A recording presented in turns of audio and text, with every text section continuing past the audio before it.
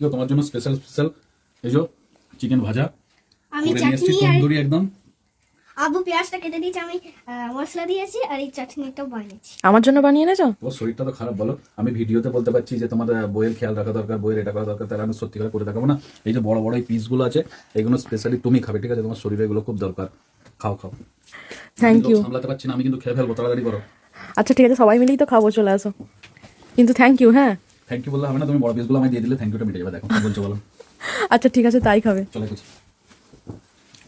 তো রোশনির আব্বু আমার জন্য এগুলো বানিয়ে এনেছে। অ্যাকচুয়ালি ম্যারিনেট করেও বিকেলবেলায় রেখে দোকানে চলে গিয়েছিল, আর এখন এসে খালি শুধু ফ্রাই করে নিল। তো কেমন লাগছে অবশ্যই কমেন্ট করে জানাবেন। টেস্ট কেমন হয়েছে খেয়ে দেখবো, তুমিই বলো কেমন হয়েছে। এই চাটনিটাও কিন্তু ঘরে বানানো, ধনেপাতার চাটনিটা। ভালো হয়েছে? তাহলে এবার টেস্ট করে আমি দেখি কেমন হয়েছে, আমার জন্য যখন বানিয়েছো স্পেশাল করে। ঠিক আছে, তবে খেয়ে নিই।